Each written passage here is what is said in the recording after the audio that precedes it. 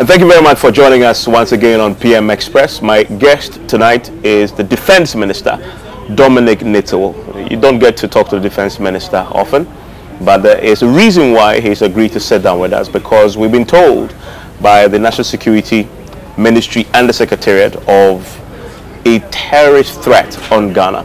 And there's a reason why the security agencies, the apparatus which he's part of, have come together to launch an initiative to try and deal with it. So we'll talk about that. I mean, rarely do you hear in Ghana that terrorists are targeting us, and the threat is so grave that the state now wants to get the citizens involved. And so this are pretty dangerous times. So get his thoughts on what efforts are being put in place to avert an attack on us. Obviously, we'll talk about the talk of coup d'etat, which has become pretty topical very recently. The president has had cause, the commander-in-chief has had cause to complain about that.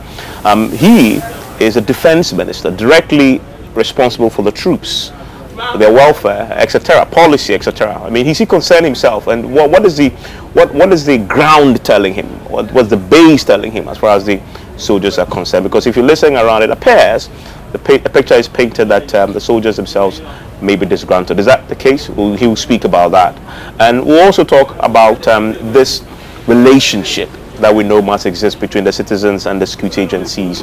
You've seen the recent cases in Nkranza and elsewhere, and there's been a lot of criticism directed at the security apparatus. Is the security apparatus failing in that relationship and building that relationship that will become important in the fight against terrorism and other crimes? So thank you very much, Mr. Nittle, for your time.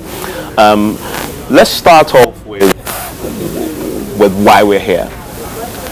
This is a threat we're told of about almost an imminent terrorist attack. For Ghanaians, it sounds pretty alien. The word terrorism itself sounds very alien. We always think this is in Nigeria, in Afghanistan, maybe Burkina Faso, but Ghana is almost immune to this. What's happening? Thank you very much, and it's always a privilege to have a chat with you and your very important platform that you offer us. I believe what has happened today is a very good step, an important step in trying to help us, especially we at the Ministry of Defense, fight off this terrorist attack that many countries around us are having difficulties with. Say 10-20 years ago in West Africa, I would not have sat as defense minister then if I was to think of any terrorist attack. Not at all. It would not have been in my dictionary, even though it would have been a security threat, but it would not have been something that I worry so much about. But 6-7 years ago or 8 years ago, let's even say 10 years ago, especially from 2012, it has been a real threat to us. I will not say imminent, but a real threat to us. To the extent that if you profile what has been happening from Mali, and you were to take a map and you profile and come down, you see that there's a southward drift towards us. It started from Gao area in Mali, and then by 2013, 2014, it has moved downwards into Bamako, and then it has then entered into, of course, Boko Haram has always been there, it entered into northern Burkina.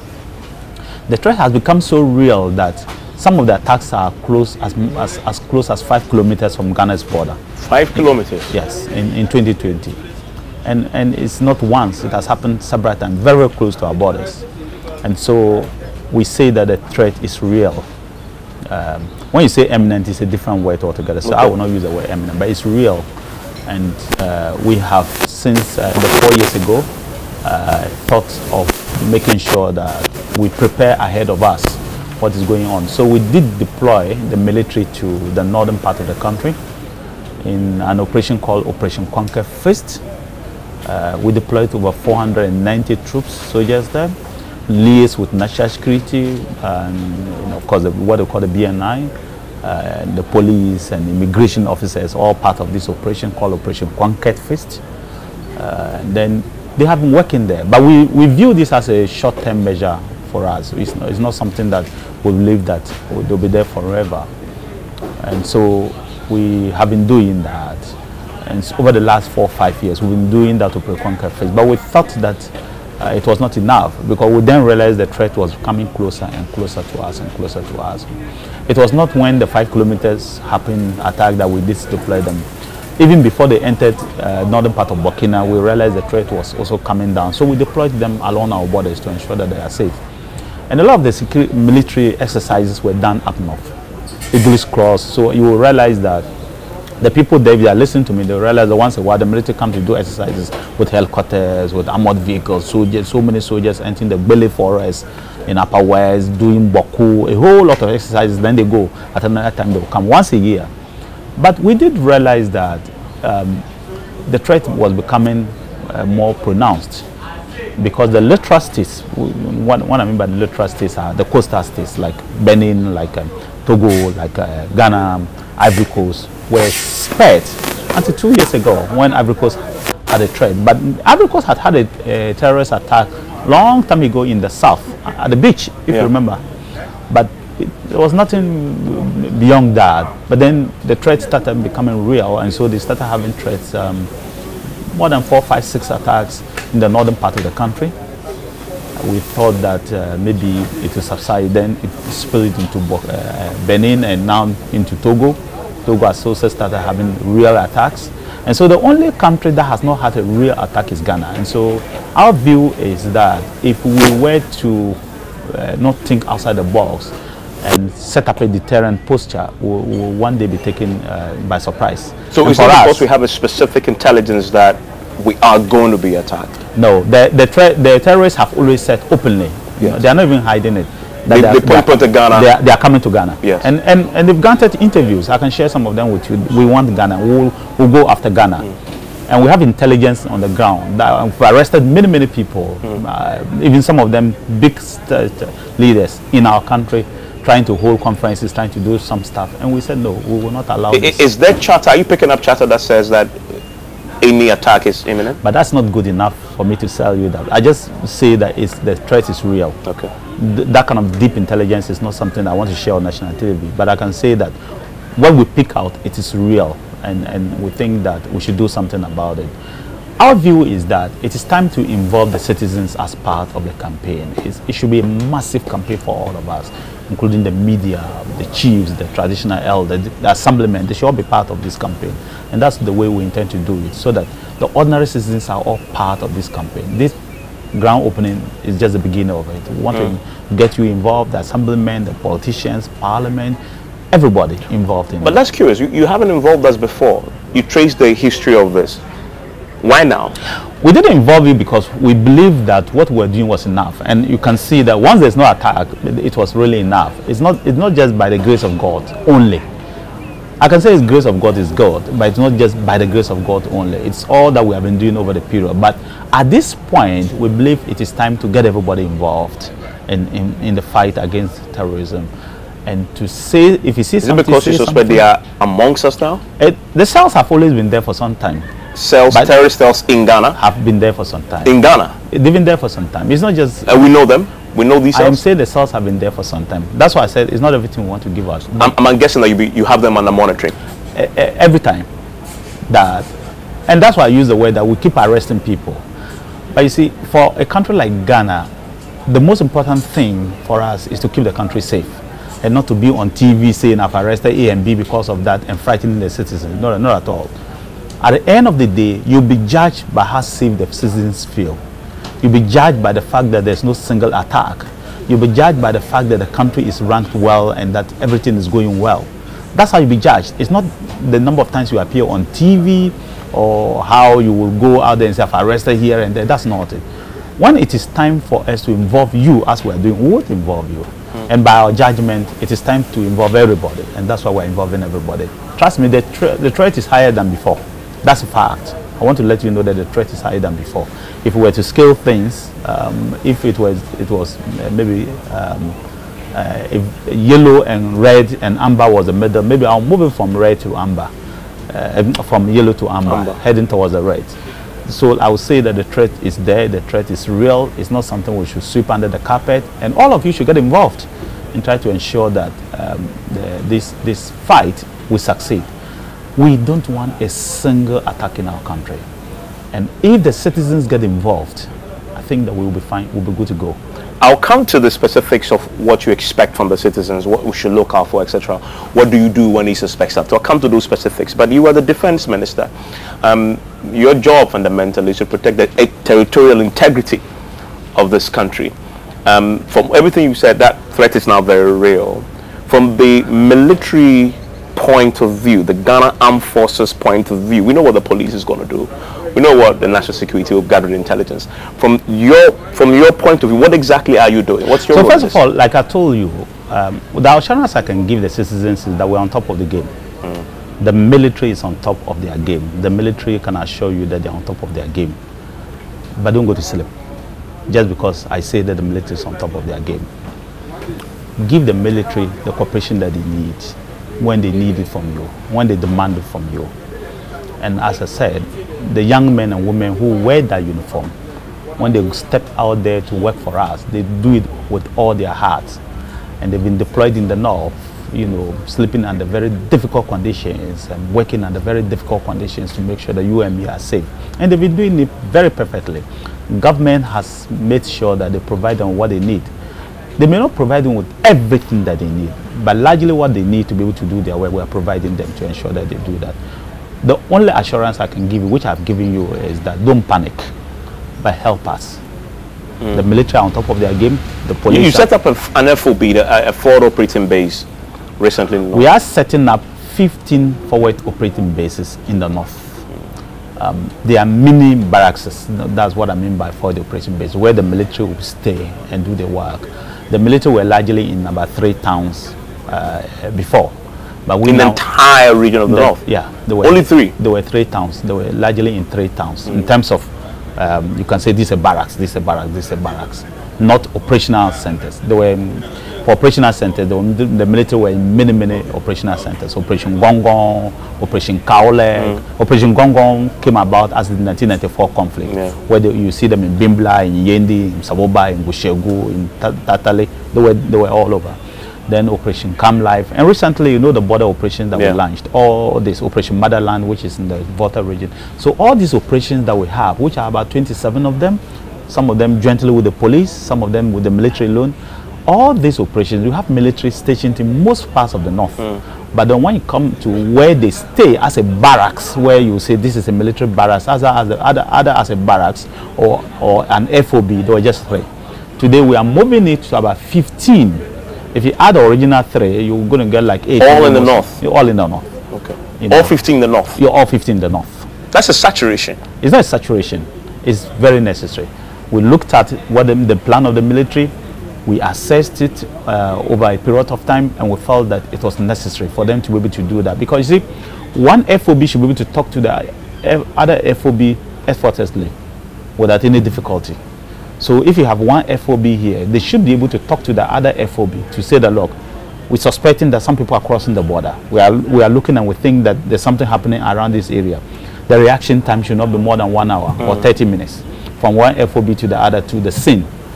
I hope you understand what I'm trying to say. So the positioning was strategic. It was well thought out. The type of material that we need, the type of communication equipment that we need, the type of things that we need there in each FOB was thought out, and the military said, this is what we want to do, give us that and we can do our work. The type of equipment to go there, the type of armored vehicles to be placed in each FOB. Today in Damango, you have a regiment there of armored vehicles. So you go to Damango today, you see a lot of armored vehicles that are there to support the northern side. You go to Wa, you go to Boku, another armored vehicle, 155 is there. So I'm just saying to you that the military has a plan that they are rolling out, and we are funding it to make sure that that plan is working. That's why I say that don't panic, but then help the military to be able to achieve their aim. It's not just the military alone, the entire security agencies, all of them. Let's assist them, but don't panic. I mean, think about an FOB as the equivalent of what the police would say, a rapid response base. So if you're wondering what FOB is, simple terms, that's what it is. So the military is just having a similar thing to what you see with the police do, so they can respond quickly, timelessly, with the tools already at our disposal, so they can respond. How many men will man each FOB? So a standard FOB is a company that they are looking at. There's about 150 soldiers they are looking at, but we're building up to get there. That's a lot, 150 soldiers. Of Because they're going to come with their tools and weapons and ammunition and it tells vehicles. you how serious the military want to take the security of this country. And it's not just the fight against terrorism alone. The entire fight, the entire territorial defense of the nation has been taken into consideration building these FOBs. So it's not like we're building these FOBs and tomorrow we'll take them all because there's no more terrorist threat. No, they will be there. So when you are planning for the life of the nation. You are planning for the next 100 years, another 200 years, what you need. And so when you have the military plan, they are not planning for 2 years, 3 years, and they move away. That one, they will have used tents. They will not have used permanent. So this is a permanent base for the long term. Yesterday, I heard from Professor Inin, who made the point that the approach is good. However, the saturation you're possibly going to see in the north with 15 FOBs will probably leave the south vulnerable. No. Well, when you look at the numbers, the military is widespread across the entire nation. If you remember, I did tell you that we're going to have military bases in all the 16 regions. If you remember, I did make that promise, and we are carrying it through. So you go to the current 6 regions that were created, we have military bases, we have military presence in all of them, and we're going to make sure that we build them up to the thing. I just hope that of course I'm not going to be the defense minister forever, not at all. The president can come tomorrow and say, hey, come on, take this position. I'm taking you from me and give it to somebody. I understand that, but I know that the plan that we have put in place is to ensure that all 16 regions are well fortified, have military presence, and that no region is left out. The terrorists are also very active in monitoring. Oh, I understand. We don't have a problem so with that. If they see your strength is in the north, they will target, I'm saying the south is elsewhere. The south. Or is it the thing that the south is safe? No, I'm saying the south is as protected as the north, if not more protected. Trust me about that. Remember that a lot of our natural resources are in the south. The south is as protected as the north. If you watch carefully and you were to pay attention to what I say every day, or what the military say, or even the government, you realize that we are putting a huge forward operating base at Nzelebu in the western region. I'm going to have close to over 300 Navy officers in that base. Huge military base in the western region, almost at the border there. So we're not just looking at just that. We're looking at in the next 5 years to put another one towards Aflawo area. There in the coast, the naval coast there, so that the country is enveloped. So it's not as if we are looking at just the north. We are looking at the north, we are looking at the midland, we are looking at the south. And so we are putting all this together to ensure that. Remember also that it is not just the presence of the military that we are looking at. We are strategically acquiring certain assets that we will need. That's why we went in for the fighter jets that we have. That's the reason why I had to quickly repair, or I had to quickly refurbish the K-8 fighter jets that we have. So today we have fighter jets flying in the air. If you go to the airport, you see fighter jets, you hear noise of jet fighters. You acquire new? No, we are acquiring new, but they haven't come yet. But the old ones, we took like a year now to put them in order, and so they are flying. So for a long time now, we didn't have, but I put them in order now. So they are flying. We hear the sound of jet fighters in Ghana today, and so it is good to have the men on the ground, but it's also good to have the support equipment that they will need to be able to do their work and do it well. And the government is providing all that to the military. I'm going to take a quick break. When I return, I'll get into, so specifically, what is the defense minister and his colleagues in the security apparatus expecting of us? What do they want us to do with them in this fight? What should we look out for? What do we do when you suspect something? And is this adequately resourced? And for how long? When we return, we'll talk about that. And then I wonder which institutions are most vulnerable, so you also know where to be and where not to go. Stay with me.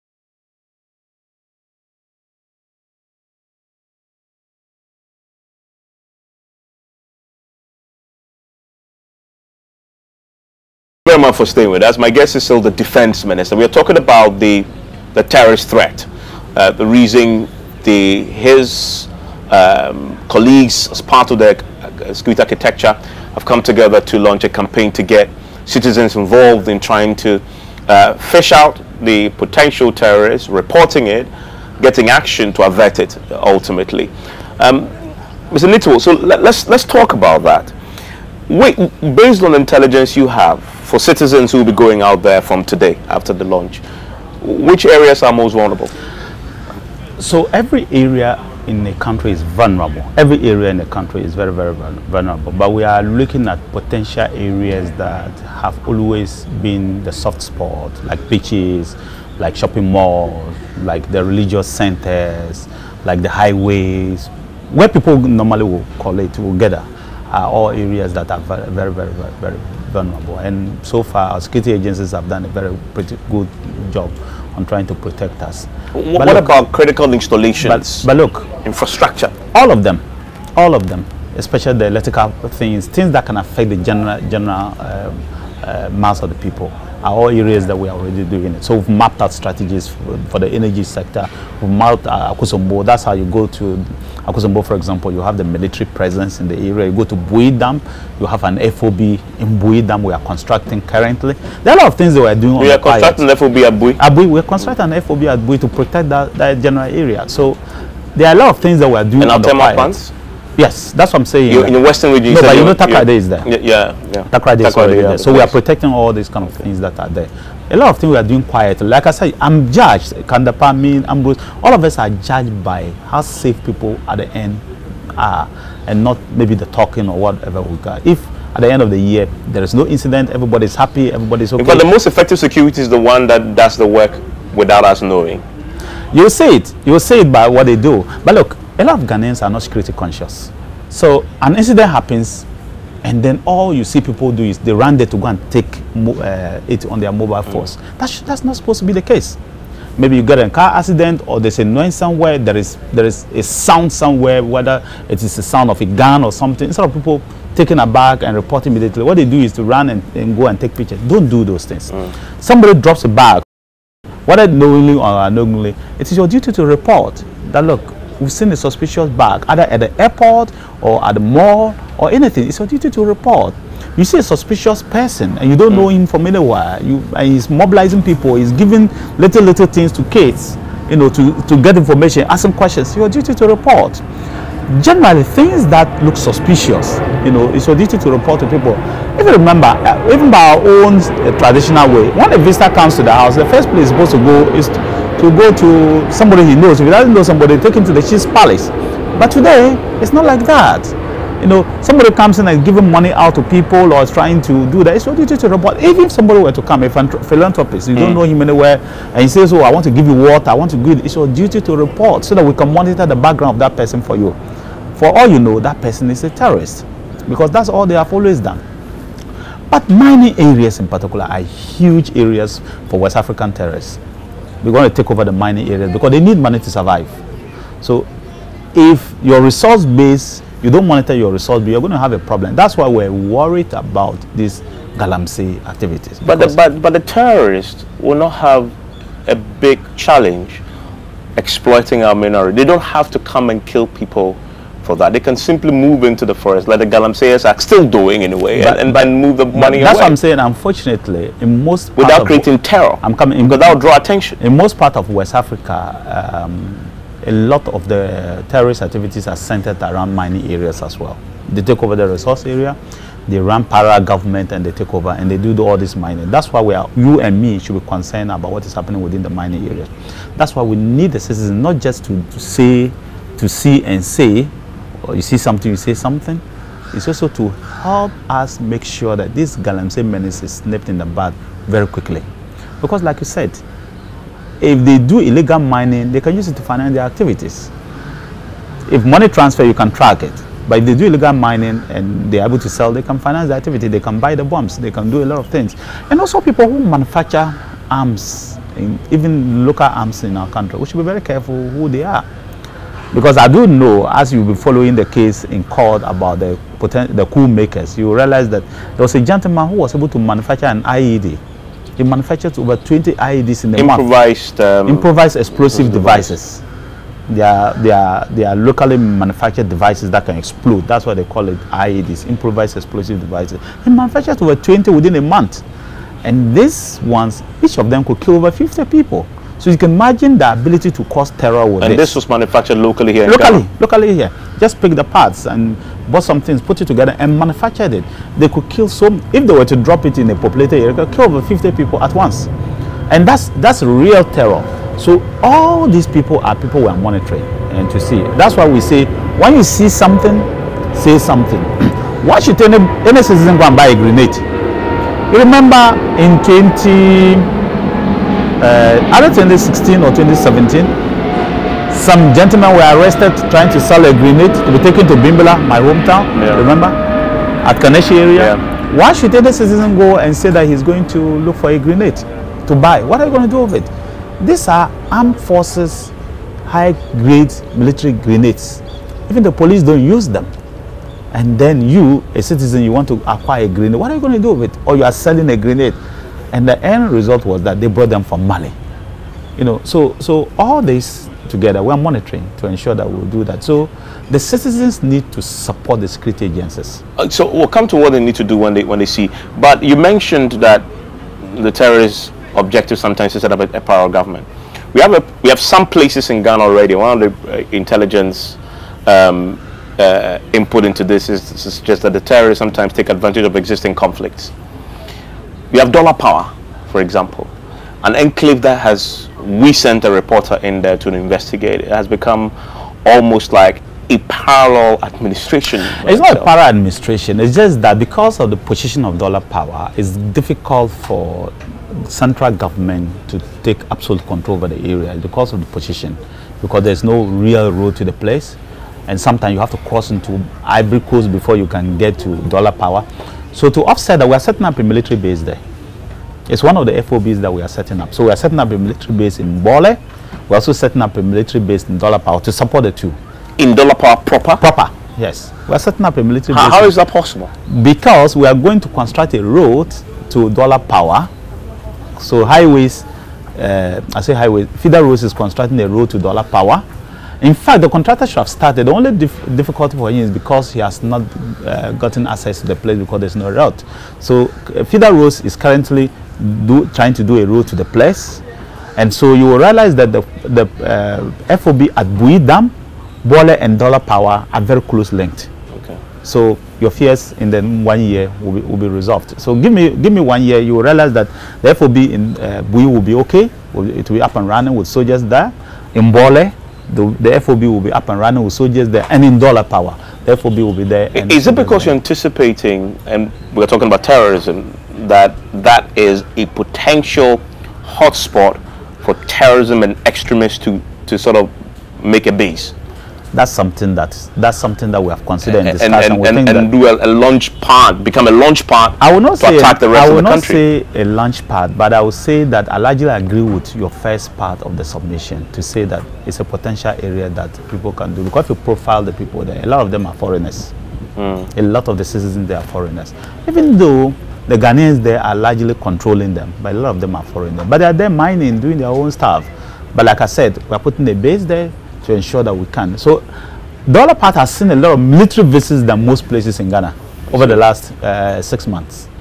Virtually every time military people are visiting. Do you have tension? Either it is the Boundaries Commission that is visiting them or the military is visiting them. Is there tension between the military and when they go? No, not at all. People are very happy. Okay. They are having some difficulties across the people across the borders, and if you remember, they killed some 1 or 2 people, and even arrested some. So they are very happy that Ghana has taken the decision to put a military base in Nigeria. So when I see something, you say I should say something. Yep. You've described what I should be looking out for. Some of the things. So what do I do when I see something? 999. You call 999 immediately. Also, if you have access to anybody, police station, military man, the assembly, anybody of influence, the chief in the area, please immediately report to him. But on your own, just send 999 and then you send the information and then the immediate response will be given. Like I said, we're positioning the security agencies across the country in such a way that they can respond within 30 minutes to any incident. And so that's what we're trying to do. It may not be complete, but that's largely what we're trying to do. Is 999 a terrorist hotline? Or I won't use the word terrorist hotline. Okay, so what is it? It's to engage the citizen, and to help the citizen help us as national security operatives. Because you already have other lines for other reporting. I know. So I wonder whether this is purposely designed for this purpose. It was designed for this purpose, but it will be used for other purposes as well. So you can all security related purposes. All security related purposes. Okay. So you can, if you are on armed robberies, you can report by 999. Yeah. Okay. But primarily it was done for that you see something reporting. And you suspect that somebody is acting in a way that can lead to terrorism, please report. Even armed robbery, please report. And then immediately action be taken. Okay, and today you launched this major event. In fact, you could see that we are the event. Yourself was here, most the key personalities in government. I must ask though, was it really needed, this big event? Pomp and pageantry, it's not pomp music and all. No, not at all. I think that it's far-fetched from that. Yeah. What was it? I'm just curious. It's national security. You will bring it down to the lowest ebb if you say pomp and pageantry. That one give it to the showbiz people. Okay. And if I were part of them, what would you call it? I'm saying if I were part of them, that's what I would do. Yeah. Showbiz, that kind of stuff. What would you that's call the it? entertainment aspect. But this one was serious-minded national security event that we want to get the citizens involved. For a long time now, national security has been very obscured from the people, not heard much, just like defense. So this is an opportunity to get the citizen to participate in trying to take security as part of them. It's important for us to build security consciousness within our people, security awareness within our people. Like I said to you, a lot of Ghanaians are not security conscious. There are many countries that what we do here, if we do in those countries, they will report you and they'll call the police on you, they'll call the security agencies on you. And I think there's time for us to leave that kind of thing. When you could, on the tip of your fingers, know the people around a community, today is different. Maybe let's say everybody has a village. Everybody in Ghana has a village. Even Labadi people, they have a village in Labadi. Teshi, they have a village. It came like that until finally it became Accra. So let me use the word that everybody has a small community where he comes from. We knew the people around us. So if a stranger were to come in those days, we can easily fish out that stranger. It was very difficult. And the people, if you had a gunshot in the night, people would come out to support the other. Somebody were to cry in the night, people would come out. But today is different. You hear your neighbor cry in the night, and this is the time you go and lock up your room because you want safety. And we have walls around our houses, which I think is unfortunate we started that kind of thing, because when you have been attacked, people don't know. But like I said to you, it is time to involve the citizens. And this 999 is one of the ways to ensure that national security can involve the citizens. Yes, it was a big event, but it was very necessary. Finally, I noticed that Sheikh Arima Shaibu, who speaks for the national chief, was here as part of the ambassadors. He was on my show, and I asked him, he listed a number of things that the chief imam has directed the mosques to do on Juma. They're installing CCTV cameras. They're actually getting the help from some security people to engage. And I asked him, are you well resourced to do this? And he says, no, they need help. So national security is... Where's the help for the government is putting up a lot of cameras around the country. I know for a fact that from less than 1,000 cameras, we are heading towards 10,000 cameras across the country. All these are part of the processes to acquire information. In these places to acquire information, I do understand. But like I said, this is all part of the campaign. If the chief imam or anybody has these kind of problems, I believe that the government will be willing to listen and assist when to do this kind of thing. But I think that the religious leaders in Ghana have largely been very helpful to government, from chief imam to the Christian leaders. I'm a Catholic, and I can tell you the Catholic, the bishops, all of them have been very helpful to government. I want them to continue to do that. I know that it's not easy for them. What support, though, is this campaign giving them? Because it was clear they're not adequately resourced. But that's why I said that to sit on national TV and say, oh, there's money to do ABCD, I'll be wrong. Like I said, if the chief imam makes a request, we would honor that request. Beyond money, they will possibly need human resource training. That's what I say. Once an organization makes a request under this program, we'll honor that request. I can give you that assurance. We'll honor that request. Let's talk about something else that has become very topical recently. The president yesterday talked about it again. This talk of coup d'etat. We've seen the increasing, surge in coup d'etats in the continent generally and in the sub-region. But locally recently, there's been a lot of talk about coup. The four-letter word has become very dominant. The president is obviously concerned about it. The military itself sometimes had been criticized for being dormant. I mean, we all know somebody's been prosecuted for comments like that. You are the defense minister. The troops are under your direct watch on behalf of the commander-in-chief. What's your own take on this talk of coup? The military today has no appetite for coup d'etat. That's the first thing I will let you know. The military today. That's not to say that in every organization there are no people who would think otherwise from the norm. But the general military that we know we have in Ghana today, they are very disciplined, they are very loyal, they're very dedicated to their job, and they know their place in a democracy. What convinces you about this? No, I'm coming to that. They know their place in a democracy. So I can tell you that the military as we see today, they don't have any appetite for coup d'etat, not at all. And so it worries me when people, for some reason, have decided that they must just insist that there should be a coup in Ghana. To the extent that somebody was chastising the military for not doing a coup d'etat. It's very, very unfortunate. I mean, if people like that had said even 1/10 of those in countries like the UK, they would have been put to bed long time. They would have been prosecuted long ago, because it doesn't make any sense for anybody. Freedom of speech. I'm coming. I understand that there's freedom of speech, but that doesn't mean that you should call for the destruction of the country. Ghana, our history is not very good when it comes to the things we are talking about, military coups. We have had 2 successful military coups for civilian governments, Kwame Nkrumah and Busia. All the others have largely been military against military, particularly the longest one, which is Rawlings, and his military coup. No, 3. That's Liman. Liman was also part of it.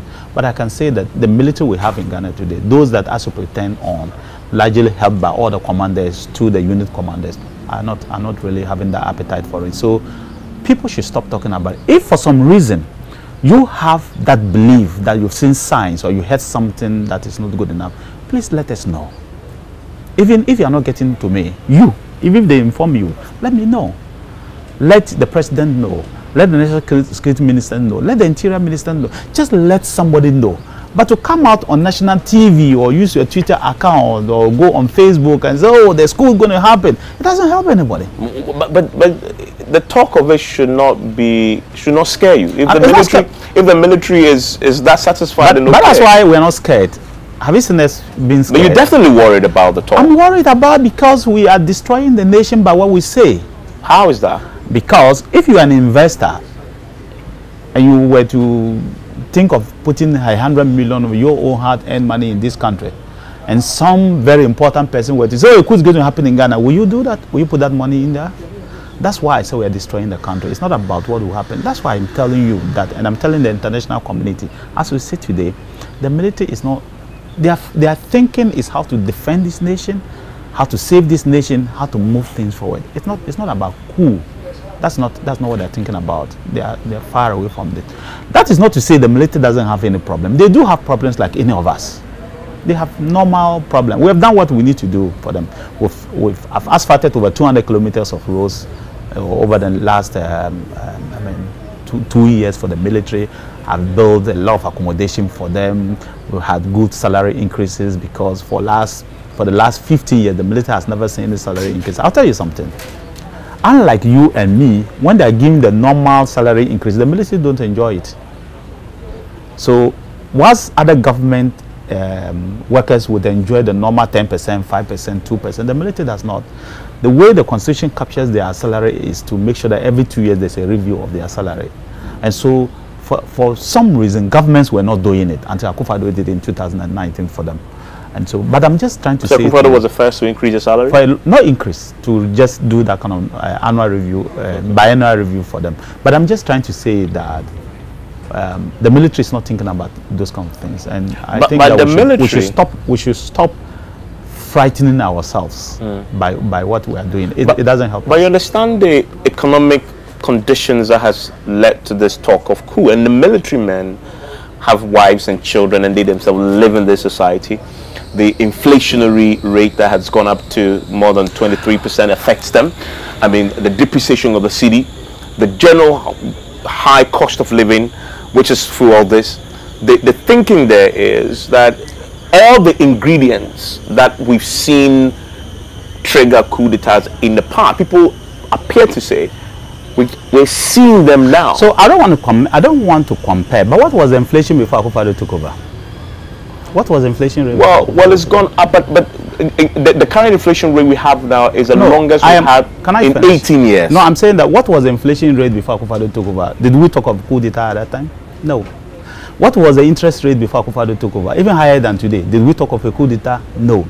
What was the T-bill rate before Akufo-Addo took over? Even higher than what we have today. Did anybody talk about? But only 3.6 by the is the highest inflation rate we have in 18 years. I'm coming. No. So when you have difficulties around the world, like what has happened in Ukraine and what has happened in Russia, that were not anticipated, and there are difficult shocks that the world is receiving. You think that the military people are not seeing that? You think that security agencies are not seeing that? You think they understand the reasons? Everybody, I'm saying that people see those things. So don't think that people don't see those things. Everybody sees that. Look, it's not as if government just slept off and suddenly inflation came. The whole world is having that difficulty. I mean, prices of goods and services in America have skyrocketed more than anything over the last 40 years. In UK, it's even worse. In Belgium, everywhere. Things are difficult for everybody. So that is not an excuse for us to go there and say, oh, it was this. Even with that, and that's why I was very happy that the Vice President made that press conference and stated that even with the difficulties we are facing, if you take point by point, indices by indices, we are either comparable to what we came to meet or better than what we came to meet. So why was anybody not talking about the coup? So that is not an excuse anybody should talk about the coup when it comes to coup matter. No, it's not comparable at all. Because like I said, if you take indices by indices, we are either better than what we came to meet or at the same level than what they came, or slightly worse, just slightly worse. So why should anybody say that, oh, it is far worse? It's not like that. But all I say to you is that even with that, people see that there's hope coming. Because we changed a bad situation when we came in 2015, 2017 to a good situation.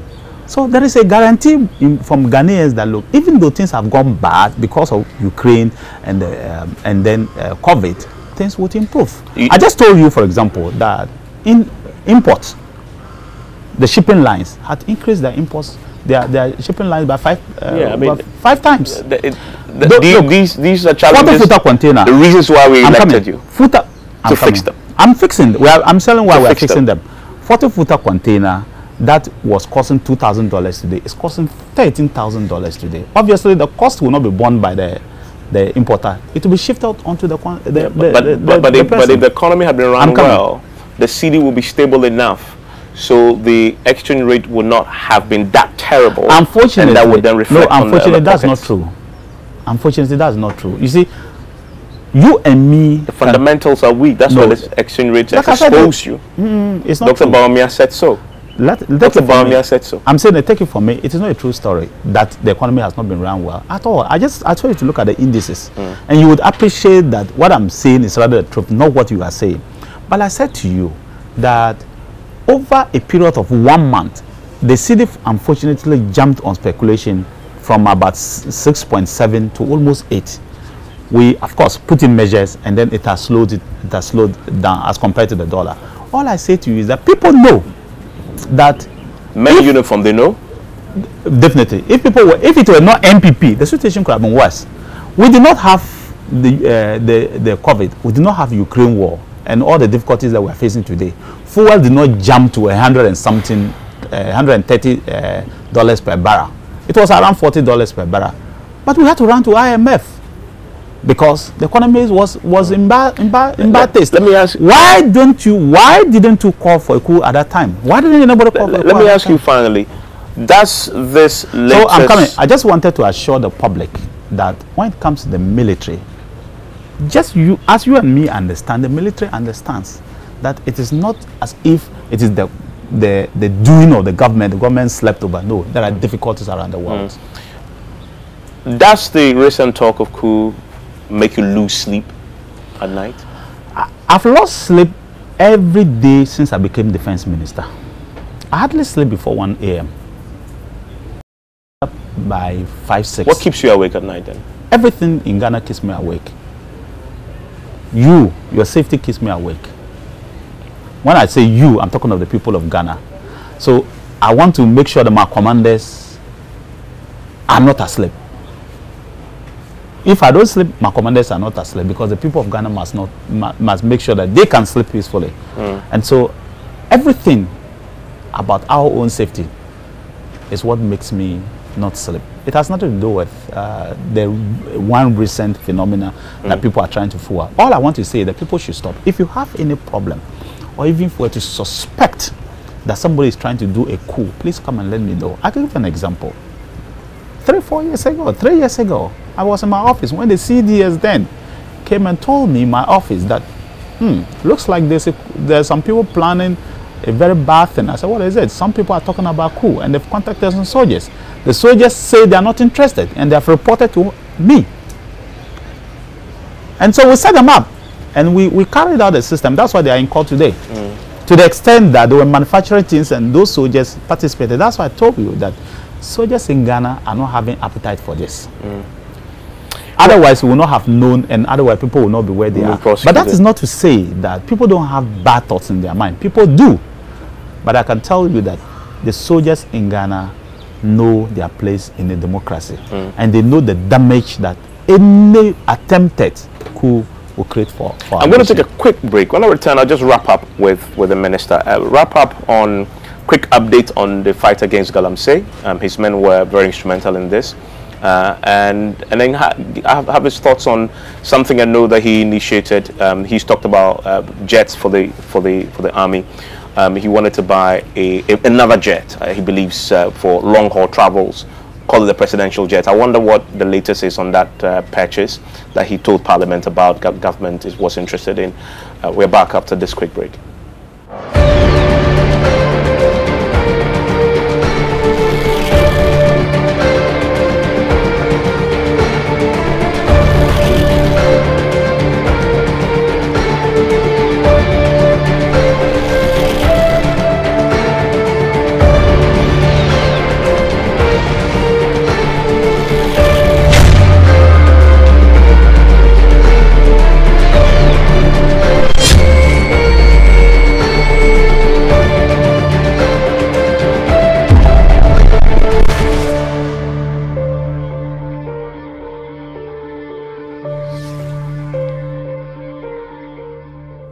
And thank you for staying with us on PM Express. I want to quickly wrap up with the defense minister. He is Dominic Nittiwo. Mr. Nittiwo, you were very instrumental. I mean, you and your men in a fight against Galamsey in the early years of the government. And of course, in the last year also, you were very instrumental again. What's the latest on that? Are you still this year, we've been doing Operation Halt.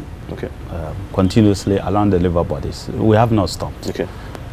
Even 2-3 weeks ago. Are your men still on the ground? They are on the ground. Even 2-3 weeks ago, they were doing operation. But that is not to say that, I mean, people are not trying to do it. It's a lot of money. Galamsey brings a lot of money to people. So people will dare and continue to do that. Is that an admission that your efforts haven't yielded the result, have failed? Not at all. If we didn't do anything, you don't have water to drink now. If we do not do anything in Ghana, like you won't have a single river in Ghana. But you're not happy with what you've achieved? I'm not happy because the citizens need to help us. The chiefs and opinion leaders need to help us. I know a chief who banned Galamsey in his area and there was no single Galamsey in his area. I know a chief who said, look, I will not allow Galamsey in my area. If the government did not, I'll use my ASAFO to ensure that there's no Galamsey. And I can tell you there was no single Galamsey in this area.